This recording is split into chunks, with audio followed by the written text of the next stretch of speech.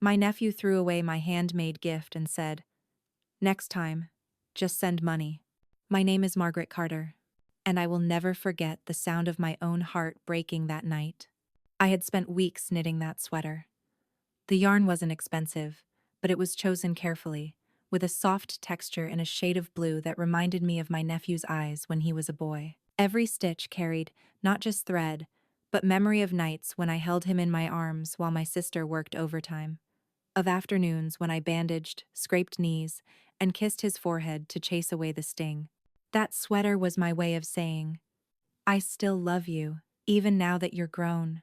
The family gathered at my sister's house for his birthday dinner. The living room buzzed with chatter, glasses clinked, children darted between legs, and my sister beamed as though the night was her achievement. When the time came for gifts, he ripped through wrapping paper with the kind of impatience only the young seem to own, tossing boxes and bags aside with a careless laugh. And then, he opened mine. I leaned forward, heart pounding in my chest, hoping he would pause just for a second to recognize what I had given. The sweater slipped out of the tissue paper, the blue catching the warm light from the chandelier. He lifted it, frowned, and without hesitation, tossed it onto the couch as if it were nothing. "Next time," he said loudly, glancing at me with a smirk. "Just send money." The room erupted in laughter. Not cruel, perhaps, but the kind of laughter that cuts because it says. We all agree with him. My cheeks burned hot, though the rest of me turned to ice. I wanted to say something, to remind them of the hours I had poured into each stitch, of the years I had poured into him. But my throat closed up. All I could do was sit there, forcing a smile, as if his words hadn't just cracked open a truth I had tried so hard to deny that I was invisible to them. The dinner carried on as though nothing had happened. Plates clattered, wine flowed, jokes circled the table. My sister never looked at me, never once defended me. It was as if my hurt was too inconvenient to acknowledge. I stared at the sweater crumpled on the couch. It looked so small, so pathetic now, like my love reduced to scraps of yarn no one wanted. I wondered if anyone else noticed, or if it was just me sitting in a storm while the rest of them basked in sunshine. I pushed food around my plate, appetite gone. My nephew bragged about a new watch his friend had given him, his voice full of excitement. When he glanced at me again, I thought I saw something in his eyes. Not gratitude, not even indifference, but mockery, as though I were some outdated relic, still clinging to handmade tokens in a world that only valued the gleam of cash. I excused myself early, muttering about a headache. No one stopped me. No one even asked if I was okay. Walking out into the night air, I clutched my coat tighter, as though it could hold together what had just been torn apart. The street was quiet, only the distant hum of cars and the rustle of leaves under the soft glow of street lamps. My sister's house behind me glowed with warmth and laughter, but I felt like a stranger who had never truly belonged inside those walls. At home, I placed my empty hands on the kitchen counter and stared at the silence. I thought of the hours bent over that sweater, the way my fingers had cramped but I'd kept going, imagining his smile. I thought of how foolish I had been to believe he would see love instead of just wool. And yet, beneath the hurt, something else began to stir. Not anger, not yet, but a heaviness in my chest that whispered, this was not just about the sweater. This was about years of being overlooked, years of being taken for granted. It was about how easily love can be dismissed when money seems more convenient. That night, I couldn't sleep. I replayed his words over and over again, the sharp edge of them slicing deeper each time. Next time, just send money. I realized then that this wasn't a slip of the tongue, not a careless mistake. It was a mirror held up to the truth he had learned to measure worth, not in love, but in dollars. And what stung most was knowing exactly where he had learned it. From my own sister. As dawn painted the sky pale gray, I sat by the window, eyes burning from tears that refused to fall.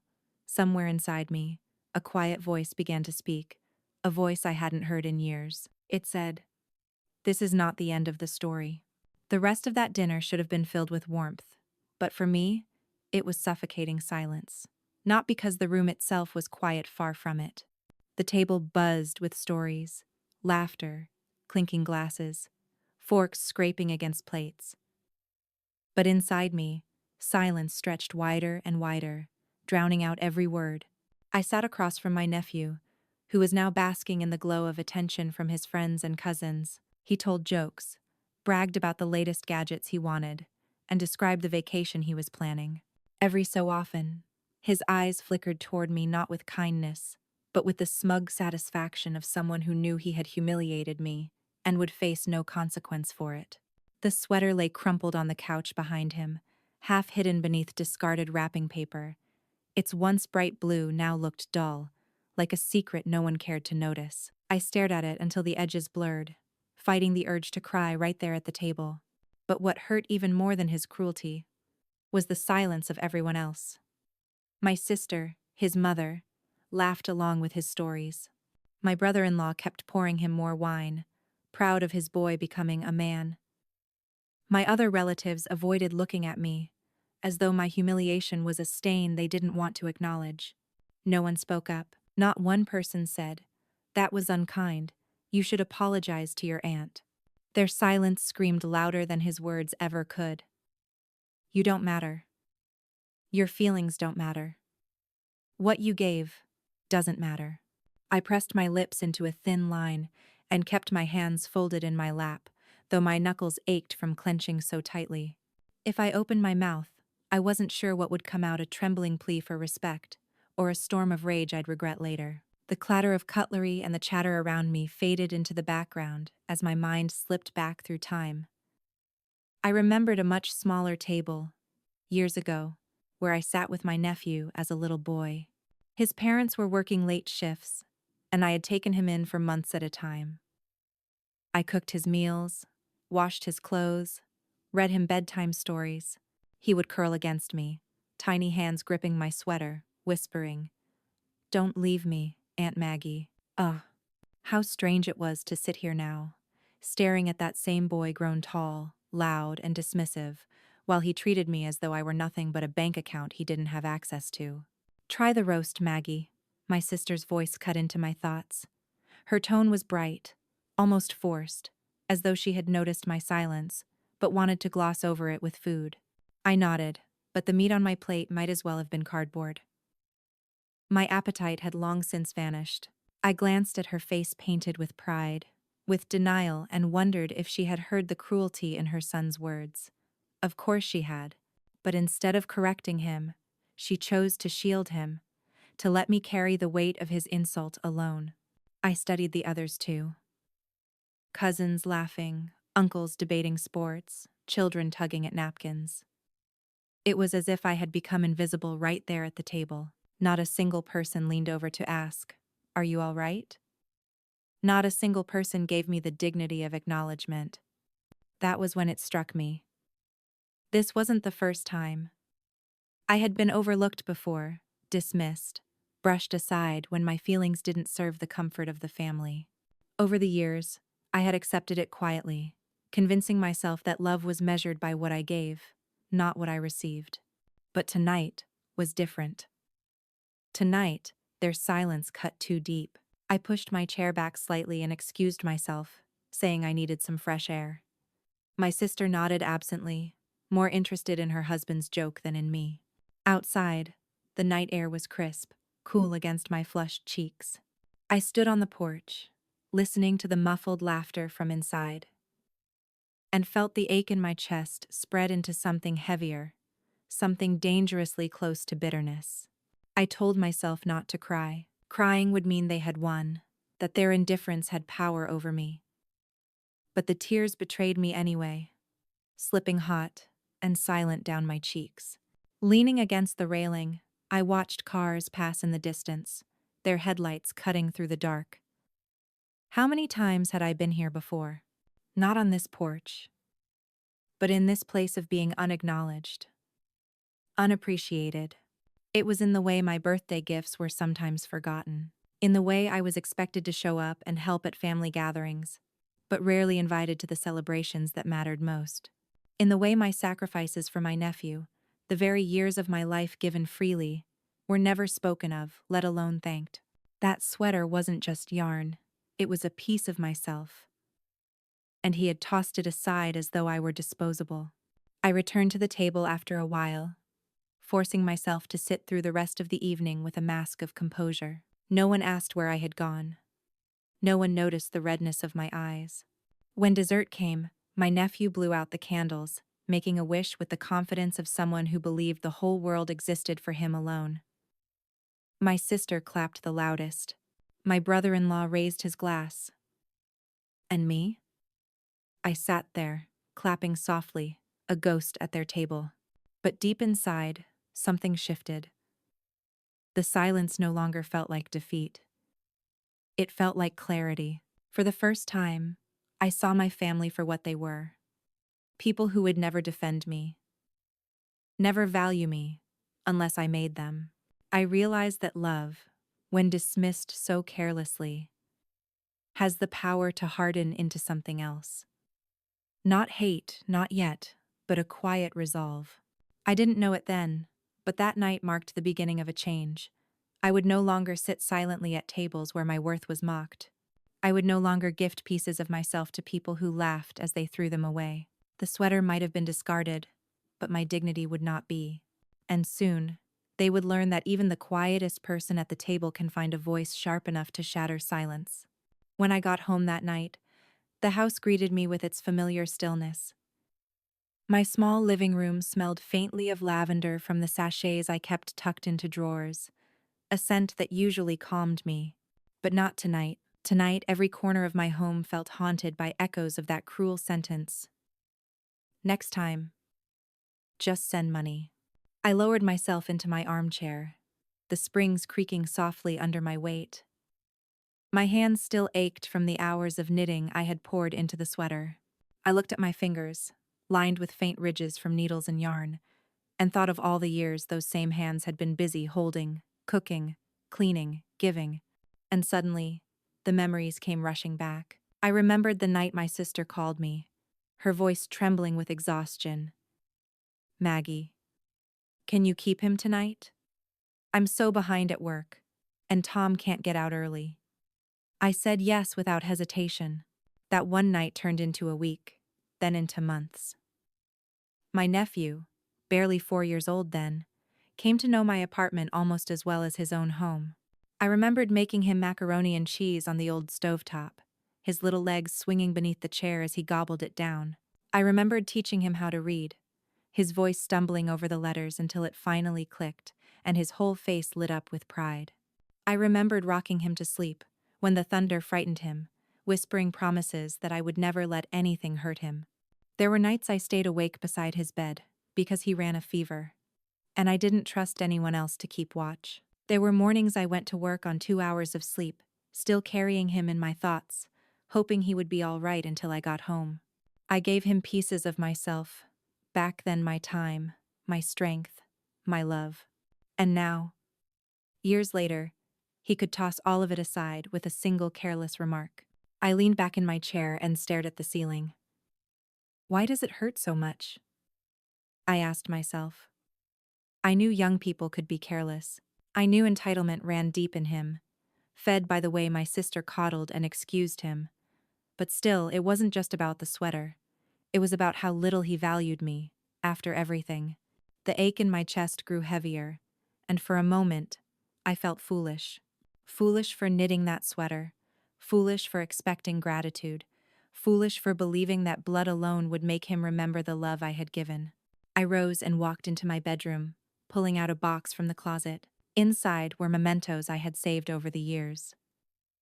Drawings he had made in kindergarten, cards he'd scrawled with crooked letters that said, "I love you, Aunt Maggie." Little trinkets he once thought were treasures. I held them in my lap, flipping through the years of devotion I had carefully preserved. Had he forgotten all of this? Or worse, had it never meant as much to him as it did to me? I pressed one of the cards to my chest and closed my eyes, feeling the sting of betrayal cut deeper. I thought of all the birthdays when I had scraped together enough to buy him something special, even when my own budget was tight. I thought of the holidays I spent alone so his parents could work, filling in the gaps they left behind. And now he wanted only money.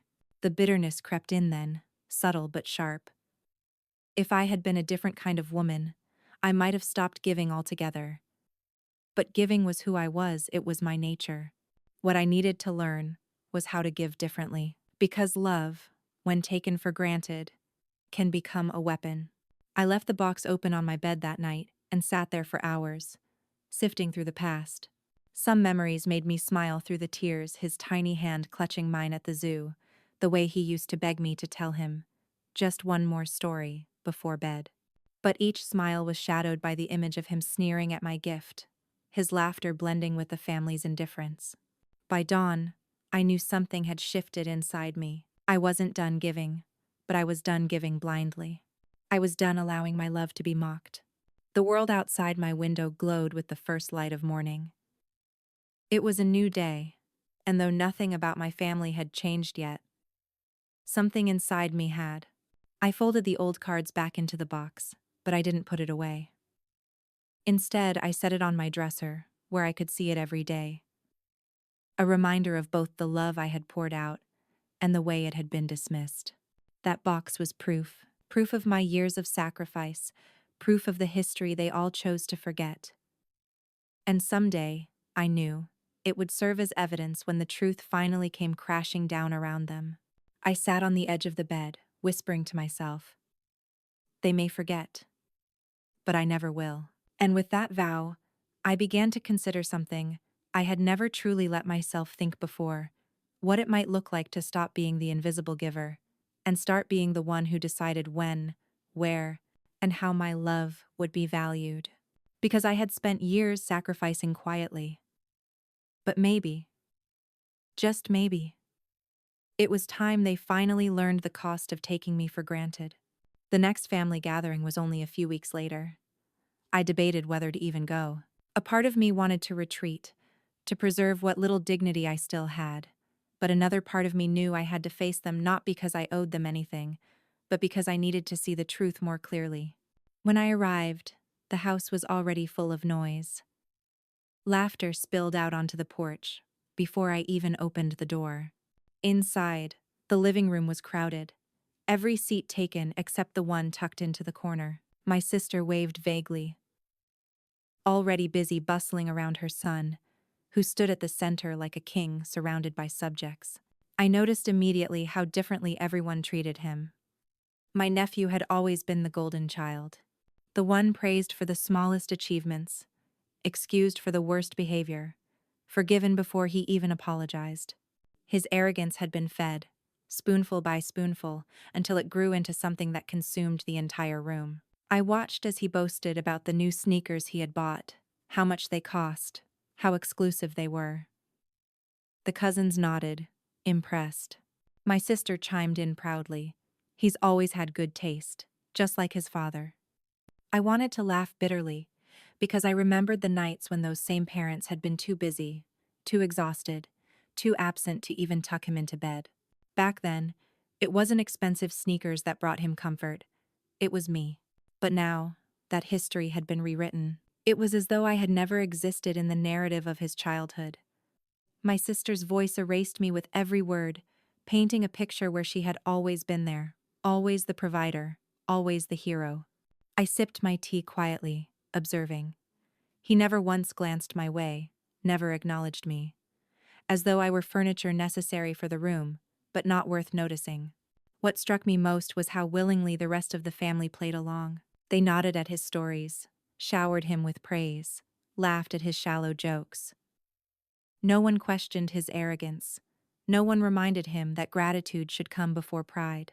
It was in that moment I realized something painful. I had been invisible not just once, not just at the birthday dinner, but for years. My efforts had been convenient for them, but never celebrated. My love had been background noise to their symphony of self-congratulation. I thought back to my own childhood with my sister. She had always been the one to draw attention, while I stood quietly in the shadows. Teachers praised her charm, relatives admired her beauty, neighbors commented on her boldness. And me? I was the quiet one, the dependable one, the one who blended into the background.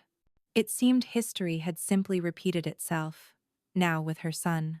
Only this time, it was worse, because it wasn't just me being overshadowed.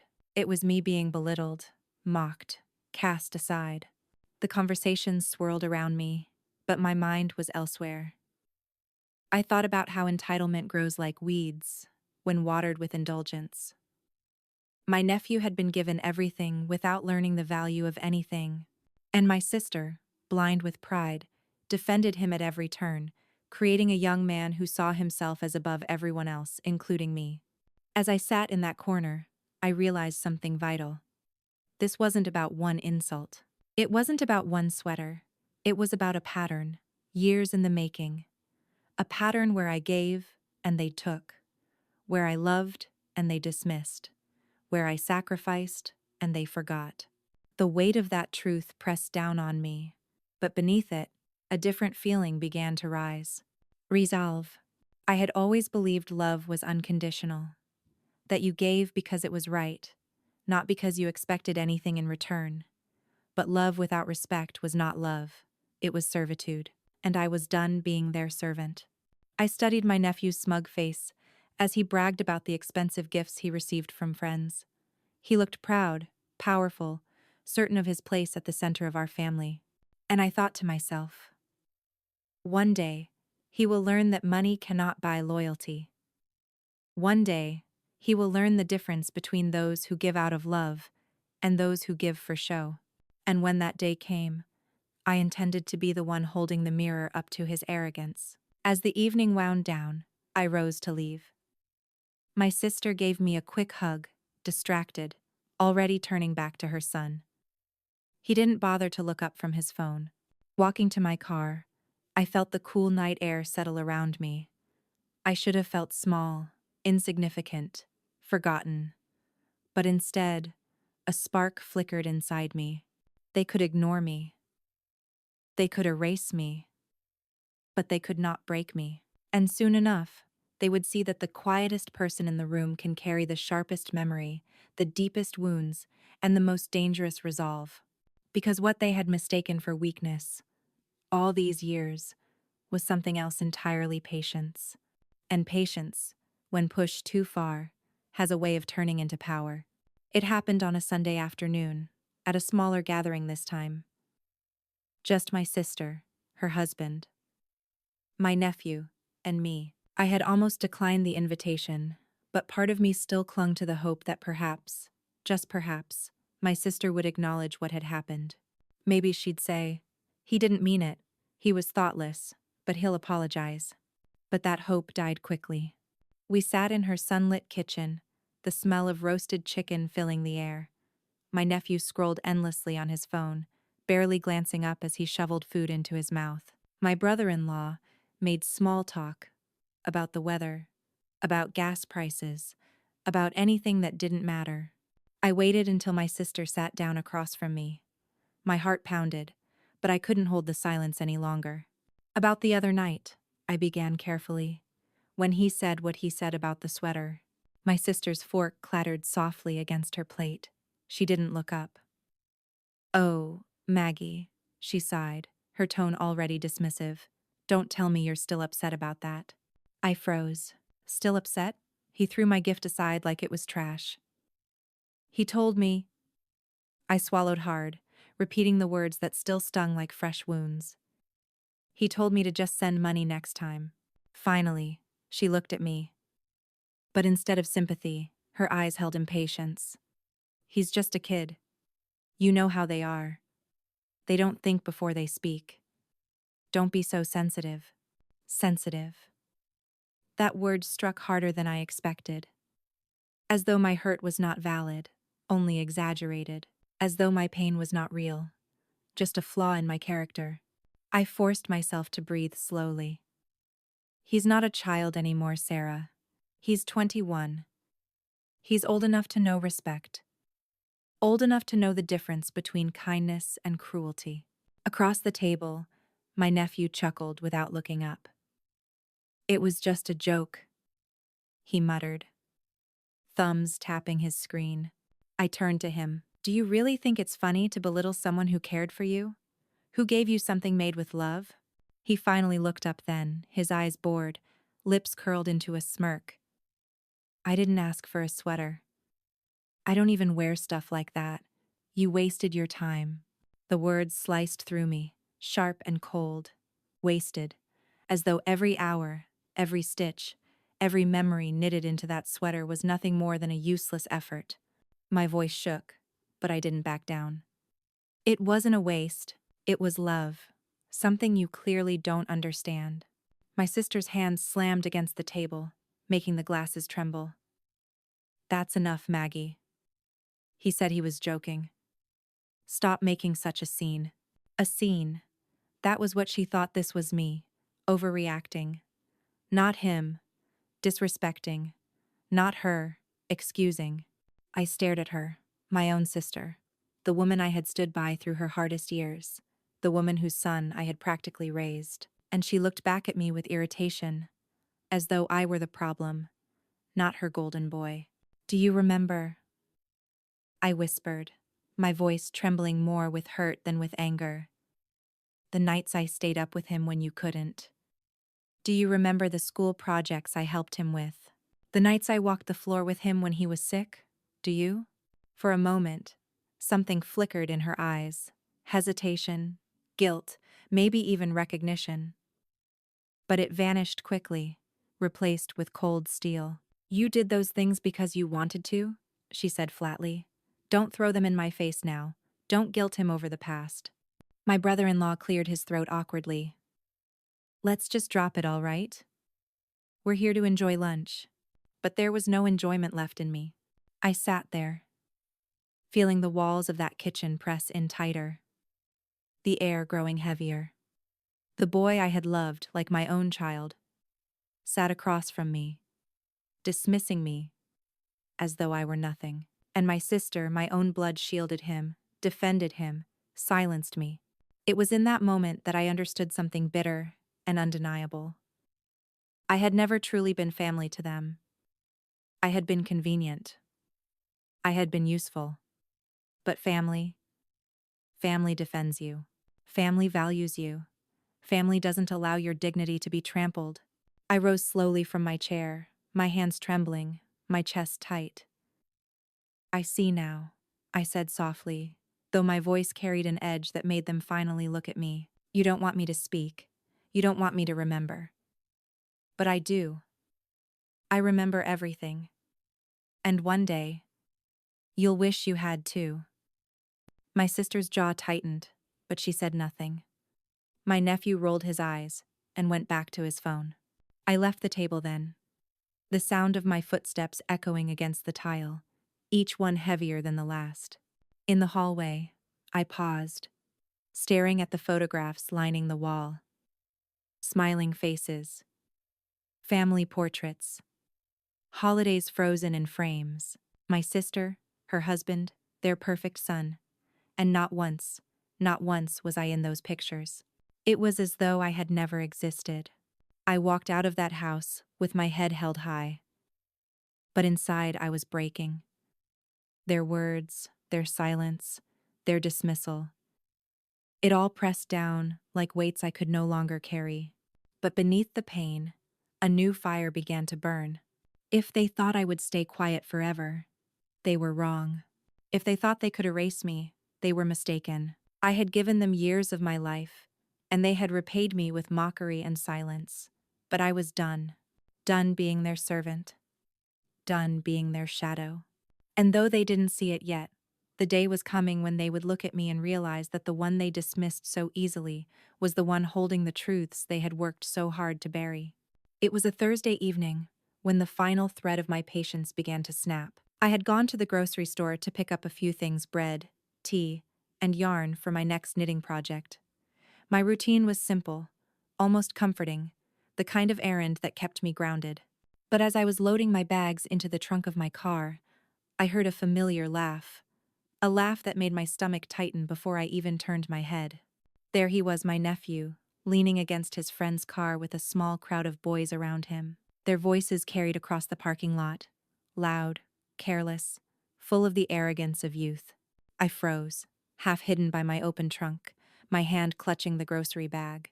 Something in me told me not to listen, that nothing good could come of it. But my ears betrayed me, hungry for any sliver of truth that might reveal what he really thought of me. And then I heard it.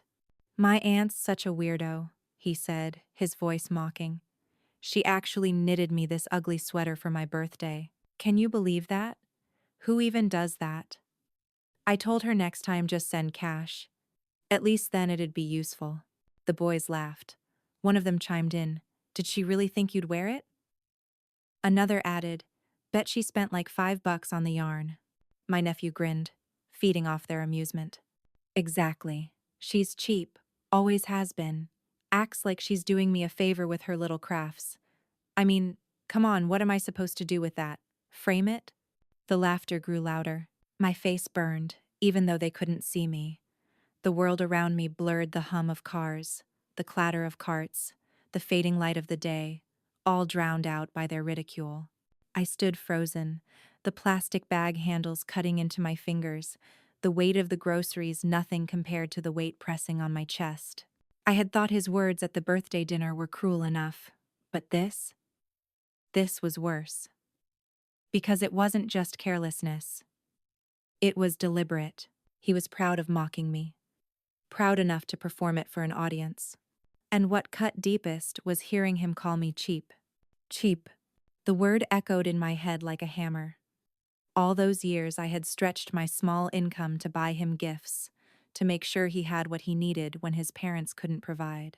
All those nights I had put aside my own needs to give to him my time, my care, my heart. And now, in front of his friends, I was reduced to that word. I wanted to storm over, to shout, to shake him, until he remembered who had raised him when his parents were too tired, too busy, too absent. But I didn't move. I couldn't. The rage was there, boiling hot, but it was tangled with something colder: humiliation. They laughed a little longer before finally piling into the car, engines revving, tires screeching as they sped out of the lot. Their voices faded, but the damage was already done. I stood there for a long time, staring at the empty space they left behind. My groceries felt heavy in my hands, heavier than they had ever been. I loaded the last bag into the trunk, closed it slowly, and climbed into the driver's seat. The drive home blurred into a haze. My hands gripped the wheel so tightly my knuckles turned white. My chest ached as though the words themselves had been carved into my skin. Cheap, weirdo, worthless. When I pulled into my driveway, the sky was dark, and the first stars were peeking through. I sat in the car for a long time, unable to move. My reflection stared back at me in the windshield, tired, older than I felt inside, eyes rimmed with unshed tears. I whispered to myself, "Why do you keep doing this, Maggie? Why do you keep giving when all they do is take?" No answer came, only the quiet night pressing in around me. Finally, I carried my groceries inside, setting them on the counter with mechanical precision. I unpacked them one by one, lining them up neatly, as if order could soothe the chaos inside me. But the words followed me, taunting, clinging. I sat down at the kitchen table, the yarn still in its bag beside me. Normally, I would have picked it up, let my hands work out the pain through the rhythm of knitting. But tonight, the sight of it only made me sick. I pressed my palms flat against the table and let the rage wash over me. Not the hot, fleeting rage that comes and goes, but the deep, searing kind that settles into your bones. The kind that whispers, "This cannot continue." Because it wasn't just about him anymore. It was about all of them. My sister, who excused his cruelty. My brother-in-law, who looked the other way. The rest of the family, who laughed along or stayed silent. They had all let this happen. They had all taught him, in one way or another, that I was disposable. But I wasn't. I had been silent for too long. Too patient. Too forgiving. I had swallowed every insult, every slight, every dismissal. And now, They believed I would swallow this too. But they were wrong. That night, as I lay in bed staring at the ceiling, my decision crystallized. My nephew's laughter, my sister's dismissal, the family's silence, it had all led here. I whispered into the darkness. They will regret this. All of them. And for the first time in years, I felt something powerful stirring inside me. Not just hurt, not just rage. Resolve. After that night in the grocery store parking lot, I could no longer look at my nephew the same way. Before, I had thought maybe, just maybe, his cruelty came from carelessness. A thoughtless remark. A spoiled boy who didn't know better. But now I knew better. He knew exactly what he was doing. And worse, he enjoyed it. I spent the next few days in silence. I went about my routines as usual, tidying the house, volunteering at the library, shopping for groceries, but beneath the surface, something was shifting. Each movement felt sharper, more deliberate, as though my body was preparing for something my mind hadn't fully admitted yet. The truth settled into me slowly. I couldn't keep living like this. I couldn't keep giving pieces of myself to people who laughed as they tore them apart. So, I began to think. At first, my thoughts were bitter, fueled by anger. I imagined confronting him in front of his friends, humiliating him the way he humiliated me. I imagined standing up at a family dinner and reciting every sacrifice I had made for him, one by one, until the room went silent. But anger is a fire that burns out quickly. And I didn't want a fire. I wanted something that would last. Something that would make them stop, remember, and never forget. That's when I began to plant the first seeds of my plan. It started small. I pulled out old boxes from my closet, the same ones I had opened the night after his birthday. Inside were years of evidence drawings he made me, thank you notes scrawled in childish handwriting, photographs of him curled up in my lap, asleep. Memories they had all chosen to forget, but I had preserved. I spread them across my table, like pieces of a puzzle. Each one reminded me not only of my love, but of their dependence on me. My sister had leaned on me more than anyone realized. She had asked me for help with bills, with childcare, with groceries, always in whispers, always behind closed doors. I had given freely, never asking for repayment. But I remembered. And now, I saw those moments, not as charity, but as leverage. The next seed came in conversation. At the library, while helping an elderly neighbor check out her books, she asked me about my family. Normally, I would have smiled politely and said little. But this time, I let a shadow pass over my face. They're complicated, I said softly. Sometimes, people don't appreciate what's done for them. She frowned, sympathy in her eyes. That's a shame, dear. Families can be cruel. I nodded. Yes, but sometimes they need a reminder. Her words stuck with me long after she left. Families can be cruel, but reminders can be powerful. I started to write things down. Late at night, at my kitchen table, I filled pages with notes. The times I had stepped in, the money I had lent, the sacrifices I had made. Dates, details, proof. Not to wave around in anger, but to hold, to keep, to wield when the moment was right. And as I wrote, I realized something. I had been invisible all these years. Yes. But invisibility had its advantages. When people don't see you, they don't see you watching. They don't see you remembering. They don't see you preparing. It was in that quiet, in that invisibility, that I found my strength. One afternoon, I stopped by my sister's house unannounced. She looked surprised to see me, but not displeased. She always assumed I was coming to help in some way. And in a sense, I was. Just not in the way she thought.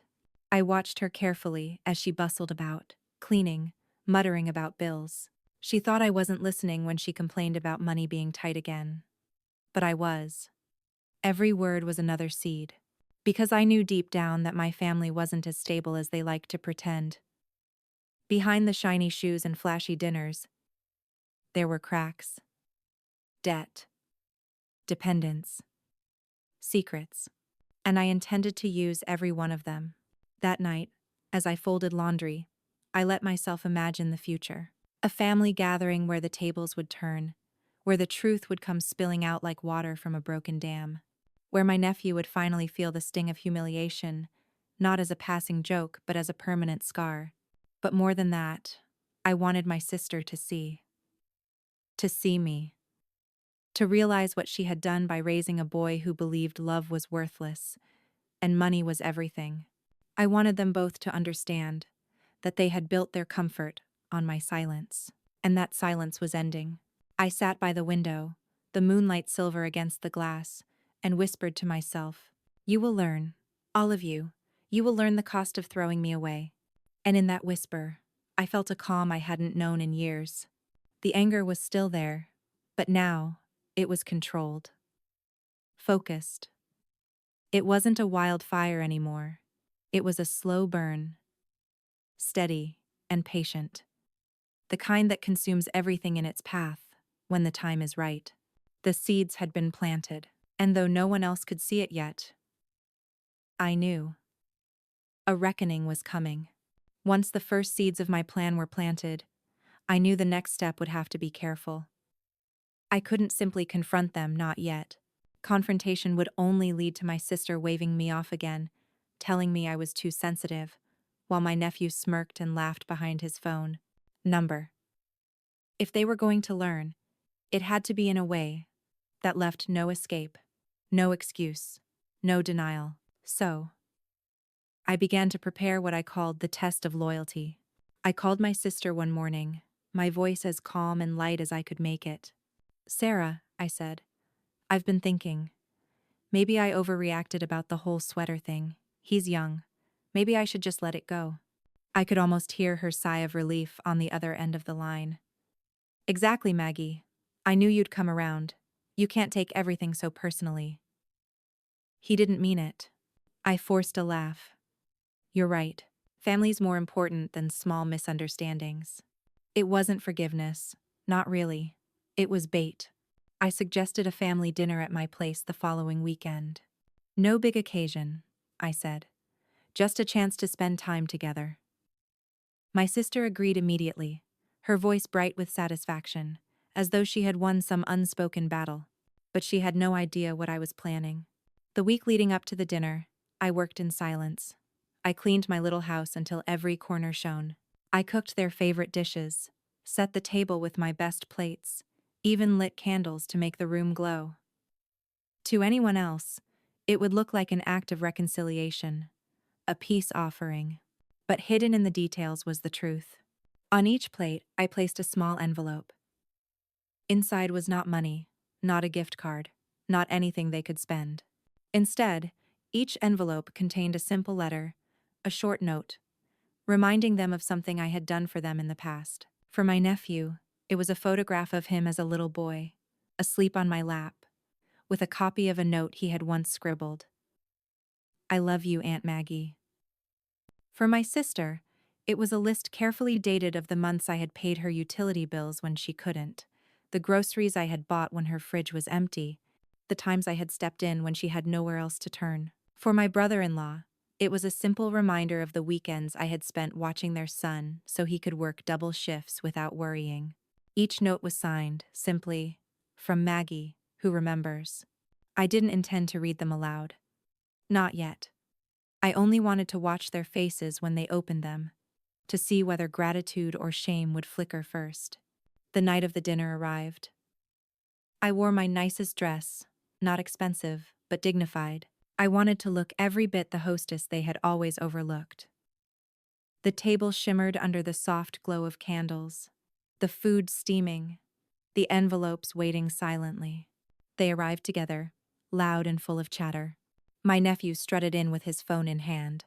My sister carried a bottle of wine, and my brother-in-law clapped me on the shoulder, like he was doing me a favor by being there.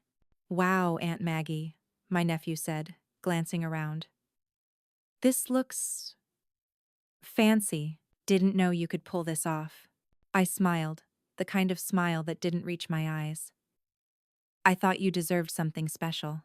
We ate. Conversation flowed easily enough mundane topics. Surface level laughter. They seemed to believe my act of forgiveness completely, never suspecting the undercurrent of tension simmering just beneath my calm voice. Finally, as dessert was cleared away, I said, "Before we finish, I have something for each of you." I gestured to the envelopes. They exchanged glances, curiosity, mild surprise. My sister picked hers up first, sliding the paper out. Her eyes scanned the list of bills, the notes of groceries, the reminders of nights she had begged for help. Her face froze. My brother-in-law opened his brows furrowing as he read my careful words. My nephew opened his last. When he saw the photograph, the childish note in his own handwriting, his smirk faltered for the briefest second.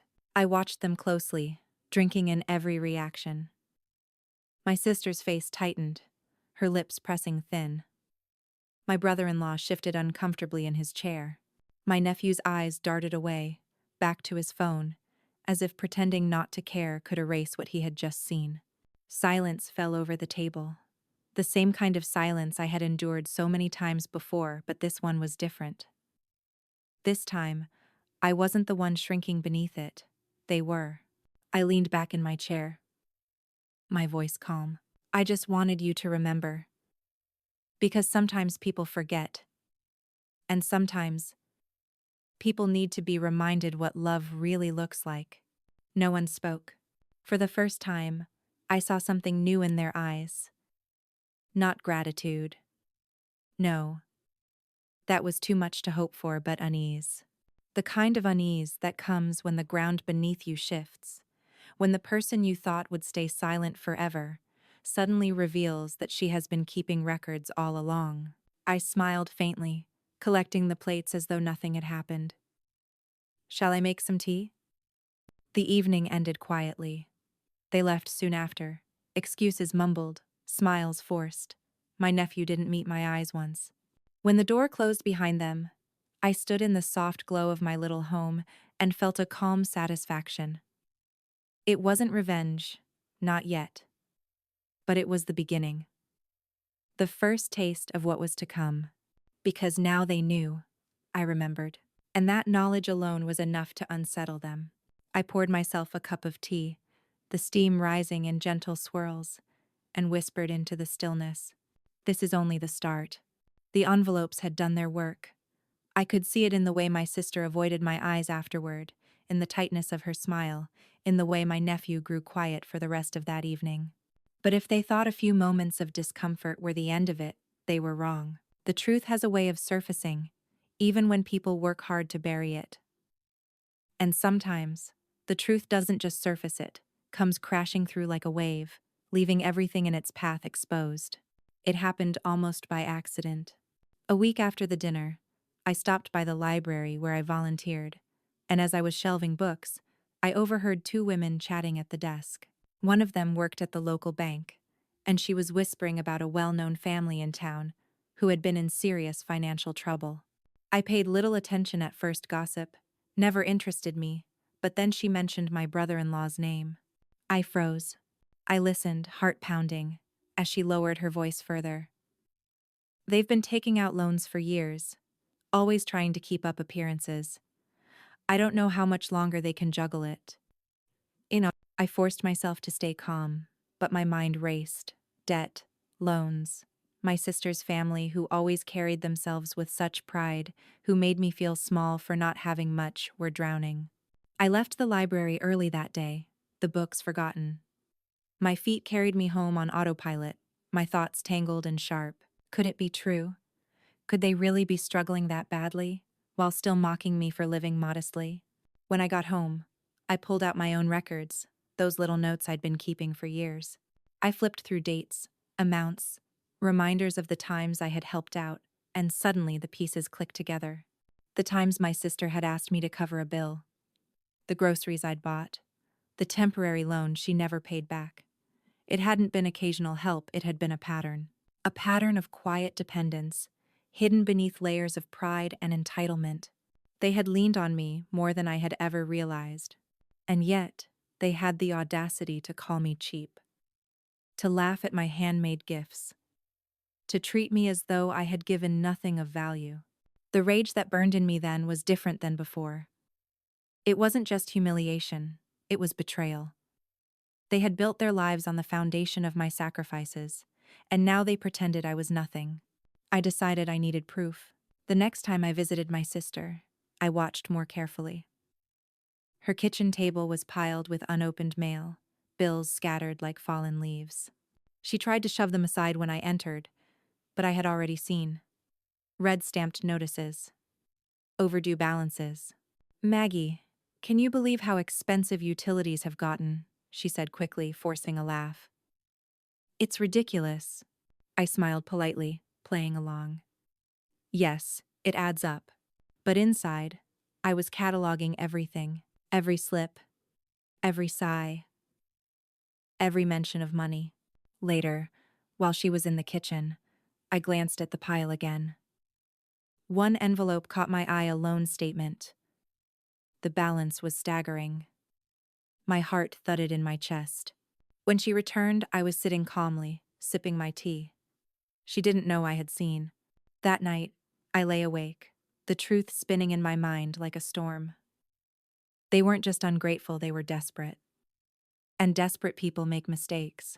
I began to wonder, how many times had they mocked me, dismissed me, while secretly knowing they needed me? How many times had they called me cheap behind my back, while using my kindness as a lifeline? And most importantly, what would happen if the rest of the family knew? The thought sent a thrill through me. Because their power over me, their arrogance was built on the illusion of strength. If that illusion shattered, if the truth of their dependence came to light, everything would change. I pictured it, a family gathering, everyone watching as the facade crumbled, my nephew's smirk vanishing, my sister's face paling. The silence would return, but this time, it would not fall on me. It would fall on them. I whispered to myself in the dark, "How do you think they will react when I reveal that to everyone?" The question lingered in the air, heavy and electric. For the first time in years, I felt the scales tip not in their favor, but in mine. Once I knew the truth, there was no going back. Every glance, every word from my sister or nephew carried a new weight, because I could see the desperation hiding just beneath their polished surface. Their pride had teeth, but it was built on a hollow foundation. And I now held the cracks in my hands. The question was, how to use them. I didn't want to simply confront them. That would give them a chance to deny, to spin the story, to make me look like the bitter ant dredging up things better left unsaid. No, I needed to create a stage where they would unravel themselves. So I began to plan. It started with an invitation. I told my sister I wanted to host another gathering, this time with the extended family included cousins, aunts, uncles. "We don't see each other enough anymore," I said sweetly. "And I think it's important for us to stay close." She agreed quickly. Of course she did. She loved any opportunity to show off her son, her home, her perfect life. What she didn't know was that I was setting the scene for her undoing. I spent the following weeks preparing. I cooked, cleaned, polished every surface until my little house gleamed. But the real preparation was hidden, tucked away in the drawer of my desk. There, I kept copies of the bills I had covered for her, notes she had written thanking me for help, even the loan statement I had glimpsed and memorized.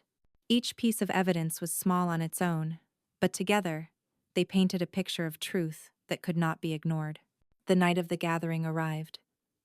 My home filled with voices and laughter, the air thick with the smells of roasted chicken and fresh bread. I welcomed everyone warmly, hiding the storm brewing beneath my calm smile. My nephew strutted in like he owned the room, shaking hands, cracking jokes, pulling out his phone to show off photos of his new shoes, his new watch. My sister trailed behind him, glowing with pride, telling anyone who would listen how hard he was working, how successful he was becoming. I let them talk. I let them bask in the spotlight. And all the while, I waited. When dinner was served, I raised my glass. I want to thank you all for coming tonight. I began, my voice steady. Family means a great deal to me, and I believe it's important to remember the ways we've all supported one another over the years. Heads nodded, glasses clinked. My sister smiled, assuming I was about to praise her or her son. But instead, I continued. Sometimes, though, we forget. Sometimes we take for granted the quiet sacrifices that have been made for us. And sometimes we need to be reminded. The room shifted. I could feel it, a subtle change in the air, as people looked at me curiously, waiting for what I would say next. I reached into the drawer beside me and pulled out a small stack of envelopes, the same kind I had used before, but this time with more inside. I handed them out slowly, deliberately, placing each one in front of my sister, my brother-in-law, and my nephew. Please, I said, open them. The chatter died. Paper rustled. My sister's face paled as she pulled out copies of her own handwriting notes she had written begging for help with bills, thanking me for groceries. My brother-in-law stiffened as he unfolded reminders of weekends I had taken their son in so he could work. And my nephew. He froze when he saw the photograph of himself as a boy, clinging to me, alongside a list of every birthday, every holiday, every moment I had been there when no one else was. The silence was deafening. Around the table, the rest of the family leaned forward, eyes darting between the papers and the guilty faces of my sister's family. Whispers began to ripple low, sharp, questioning. I spoke into the quiet. For years, I have been invisible in this family. My love was mocked, my sacrifices dismissed. But the truth is, this family has leaned on me more than anyone ever admitted. And I think it's time everyone here knew. My sister's mouth opened and closed, but no words came out. My nephew's face burned red, his smirk gone. I leaned forward, my voice calm but edged with steel. You laughed when I gave a gift from my hands instead of money. You called me cheap, but the truth is, you would not be standing here, in this life you brag about, without me. The room erupted then, not in chaos, but in murmurs of recognition. A cousin whispered, I remember when Maggie helped cover the rent once. An uncle nodded slowly, eyes narrowing at my sister. The golden image they had worked so hard to polish was cracking, right there in front of everyone. My nephew muttered, This is ridiculous. But his voice lacked conviction. He looked at his mother, searching for rescue, but she was too busy staring at the papers in her trembling hands. I stood then, not to shout, not to rage, but to let the truth settle over them like a storm cloud. I don't need your thanks. I don't need your praise, but I will no longer be mocked. I will no longer be treated as though I am nothing. You may have forgotten, but I have not. And now, neither will anyone else. The silence that followed was unlike any I had heard before. Not the silence of indifference, but the silence of realization, of shame. I sat down again, folding my hands calmly in my lap. My work was done. The family ate dessert in uneasy quiet. No more laughter, no more bragging. My nephew barely touched his plate. My sister's face stayed pale, her eyes downcast, and I thought to myself, this is only the beginning. The unease from that dinner didn't fade. If anything, it grew heavier with every passing day. I could feel it in the way my sister avoided calling me, in the way my nephew stopped posting family photos online where I might see them. They thought silence would erase the discomfort I had stirred.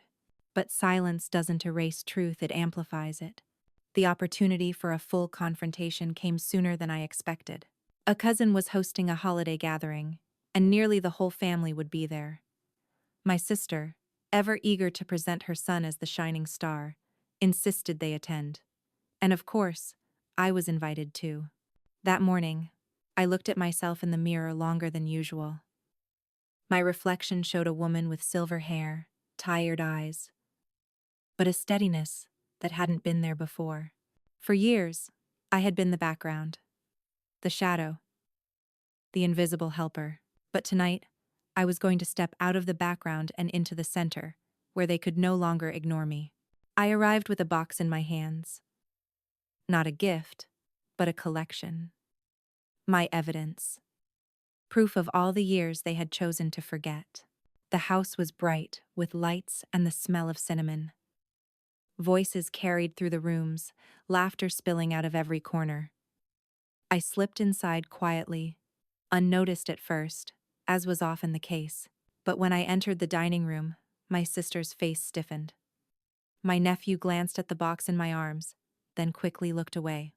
Dinner went on, as expected, my sister bragging, my nephew smirking, the family listening politely. But beneath the surface, tension crackled like a storm waiting to break. Finally, when dessert was served and glasses of wine filled, I rose from my chair. "I'd like to say something," I began. My voice was steady, though my heart thundered. All eyes turned toward me, some surprised, some curious. My sister shifted uncomfortably in her seat. "For years," I said, "I've been part of this family in the background. Quiet, helpful, invisible, perhaps. But I've realized that invisibility has come at a cost. A cost I've paid while others have pretended it never happened." I placed the box on the table and began pulling out papers, photographs, letters. One by one, I laid them out. "This," I held up a bill, "is the utility payment I covered when Sarah couldn't." I placed it on the table. "This," I unfolded a thank you note in my sister's handwriting, "is her gratitude, written years ago, for groceries I bought when their cupboards were bare." I spread more copies of overdue notices, photographs of my nephew as a child in my arms, school projects I helped him finish, drawings he gave me once upon a time. The table began to fill with memories, tangible proof of sacrifices they had erased. The room grew utterly silent. Forks hovered in midair. Eyes darted between me, my sister, and the evidence now on display. I turned toward my nephew. "Do you remember these?" I asked softly, holding up the photo of him clutching me as he slept. "Do you remember the nights I stayed up with you when you were sick? The meals I cooked? The birthdays I planned when your parents couldn't?" He stared at the table, jaw clenched, face red. "You told me," I continued, my voice steady but laced with steel, "to just send money next time. You called me cheap. You mocked me to your friends. But tell me, what is more valuable, money that disappears or love that sustains? Which one kept you fed? Which one kept you safe?" The silence thickened. My sister finally spoke, her voice sharp, desperate. "Maggie, that's enough. You don't need to drag the whole family into this. This is private." I turned to her, eyes unwavering. "No, Sarah. It's not private. It stopped being private when you allowed your son to humiliate me in front of everyone. It stopped being private when you defended cruelty instead of correcting it. It stopped being private the moment this family laughed at my pain." Her face blanched. Around the table, cousins and aunts shifted, murmuring. An uncle shook his head slowly, his eyes on Sarah. I pressed on. "You've lived on my quiet generosity for years. You've leaned on me when times were hard, but when it suited you, you erased me. You pretended I was nothing more than a spinster aunt with too much time on her hands. But tonight," I spread my hands over the papers, the photographs, the proof. "Tonight, everyone will see the truth." My nephew slammed his fist on the table. "This is pathetic. You're just jealous because nobody cares about your stupid sweaters or your pity gifts." The outburst hung in the air, ugly and raw. Gasps rippled around the table. I leaned in slightly, lowering my voice, making him strain to hear. "Careful. Every word you say now only shows them more of who you really are." His mouth opened, then closed again. His hands shook on the table. For the first time, I saw fear in his eyes, not of me, but of exposure. I turned back to the family. "I don't ask for praise. I don't ask for applause. But I will not be mocked for the love I gave freely. Not anymore. Tonight, you see the truth for yourselves. You can decide what kind of people you want to be, the ones who value love, or the ones who trample it. The room was silent, the weight of my words settling like a stone dropped into water, rippling outward. I gathered the papers back into the box, leaving only one photograph on the table, the image of my nephew asleep in my arms, innocent and trusting. This, I said softly, is who I cared for.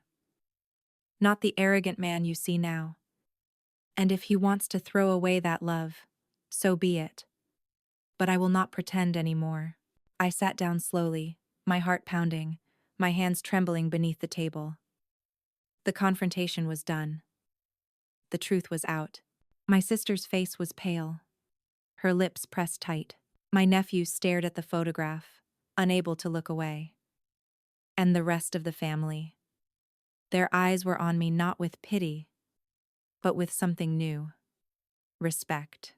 For the first time in years, I felt visible. After the confrontation at the holiday table, nothing felt the same.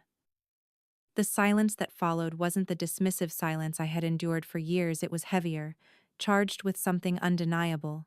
Truth had been dropped like a stone in a pond, and now the ripples were spreading outward. For the first time, the weight wasn't on my shoulders, it was on theirs. I could see it in my sister's face, pale and strained, as she avoided meeting the eyes of our relatives. I could see it in my nephew, hunched over his phone but not typing, his jaw tight, his hands trembling ever so slightly. And I could see it in the family gathered around the table, their whispers low but sharp, their eyes darting between me and the papers I had laid bare. The golden image of Sarah's perfect family had cracked. And cracks have a way of spreading. The murmurs started softly, like distant thunder. A cousin leaned toward another and whispered, "I remember when Maggie covered their rent once. They never said a word about it." Another uncle shook his head, muttering, "All these years, and they let us believe they did it all themselves." I didn't have to say another word. The family was piecing it together on their own. My sister tried to laugh it off, her voice brittle. "Oh, come on," Maggie exaggerates. "Families help each other all the time. That's nothing unusual." But her words fell flat. Too many eyes had seen the proof. Too many memories were resurfacing. One aunt spoke up, her voice clear. "Yes, families help each other. But they don't mock the one who helps them. And they don't let their children treat that person like dirt." The words hit the room like a slap. My sister's smile faltered completely. My nephew shifted uncomfortably in his seat, his smirk nowhere to be found. Another cousin chimed in. "You've always bragged about how well you've done, Sarah. But if Maggie was carrying so much of the weight, maybe you weren't as strong as you made it seem." The room hummed with agreement. The tide had turned, and I didn't need to push it any further. All I had to do was sit back and watch. And so I did. My nephew, restless, finally snapped. "Why are we even talking about this? None of it matters. That was years ago." I turned to him, my voice calm, steady. "It matters when you forget. It matters when you throw away what was given to you. It matters when you choose arrogance over gratitude." He glared at me, but I saw the flicker of uncertainty in his eyes. The certainty he had always worn like armor was crumbling. The rest of the evening unraveled from there. Conversation was strained, laughter forced. My sister tried desperately to steer the topic back to lighter things, but every attempt fell flat. The family wasn't interested in her stories anymore. They were too busy exchanging glances, quietly reassessing everything they thought they knew. When the night finally ended, I watched them leave. My sister walked stiffly, her smile plastered on like a mask. My nephew kept his head down, his phone clutched tightly in his hand, but untouched. My brother-in-law muttered a strained goodbye, avoiding my eyes. And me? I stood at the doorway, watching their backs retreat into the night, feeling something I hadn't felt in years: dignity.